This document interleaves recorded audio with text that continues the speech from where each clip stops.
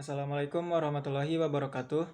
Nama saya Randi Saputra dengan NIM 19086049. Pada kesempatan kali ini saya akan membuat sebuah video tentang pemenuhan tugas mata kuliah administrasi pendidikan dan supervisi pendidikan. Langsung saja masuk kepada materi, yaitu administrasi peserta didik. Sebelumnya saya akan menjelaskan apa itu administrasi dan apa itu peserta didik. Administrasi adalah mengelola sumber daya yang ada untuk mencapai tujuan secara efektif dan efisien. Masuk kepada pengertian peserta didik menurut Undang-Undang Nomor 20 Tahun 2003, yaitu anggota masyarakat yang berusaha mengembangkan potensi diri melalui proses pembelajaran yang tersedia pada jalur, jenjang dan jenis pendidikan tertentu. Dari pengertian administrasi dan peserta didik tersebut dapat saya simpulkan administrasi peserta didik adalah suatu proses pengaturan terhadap peserta didik itu bukanlah dalam bentuk kegiatan-kegiatan pencatatan peserta didik saja, melainkan meliputi aspek yang luas agar tercapainya tujuan pendidikan secara efektif dan efisien. Itulah pengertian dari administrasi peserta didik. Masuk kepada poin yang kedua, yaitu proses administrasi peserta didik. Pada tahap ini ada 8 poin penting yang harus kita ketahui. Yang pertama yaitu perencanaan dan penerimaan peserta didik baru. Yang kedua, orientasi peserta didik baru. Yang ketiga, bimbingan dan konseling. Yang keempat, pengaturan disiplin dan tata tertib sekolah. Yang kelima, pengelompokan peserta didik dan tata cara menentukan kedudukan peserta didik di dalam kelompok. Yang keenam, pengelolaan kelas. Yang ketujuh, pencatatan data peserta didik dan instrumen-instrumen yang digunakan. Yang kedelapan yaitu kenaikan kelas dan EPTA.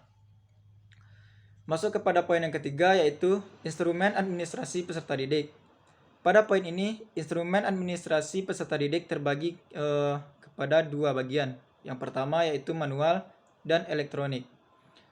Pada bagian manual yaitu terdapat beberapa poin penting. Yang pertama yaitu buku induk siswa, yang kedua buku kleper, yang ketiga daftar presentasi, yang keempat daftar mutasi peserta didik, yang kelima buku catatan pribadi peserta didik, yang keenam daftar nilai, yang ketujuh buku leger, yang kedelapan buku rapor. Itulah poin dari manual. Yang kedua yaitu poin penting dari elektronik. Yang pertama yaitu buku induk siswa, yang kedua buku leper, yang ketiga daftar mutasi peserta didik, yang keempat buku catatan pendidik peserta didik, yang kelima daftar nilai dari peserta didik. Masuk kepada pembelajaran kita yang ketiga, yaitu kelebihan instrumen elektronik. Kelebihan instrumen elektronik ini terbagi dari 6 bagian. 6 bagian kelebihan. Yang pertama yaitu lebih cepat, yang kedua lebih teliti, yang ketiga kapasitas lebih besar, yang keempat kemampuan mengulang, yang kelima mudah mengupdate, yang keenam mempermudah untuk mengirim dan menerima. Baiklah, masuk kita kepada materi yang terakhir, yaitu peran guru dalam administrasi peserta didik. Peran guru sangatlah penting dalam administrasi peserta didik yang dilibatkan di dalam suatu pendidikan. Di dalam perpen ini, peran guru dalam administrasi peserta didik terbagi atas 3. Yang pertama yaitu pengelompokan peserta didik dan tata cara menentukan kedudukan peserta didik dalam kelompok. Yang kedua pengelolaan kelas, dan ketiga kenaikan kelas dan EPTA. Baiklah, hanya itu yang dapat saya jabarkan pada pertemuan kali ini.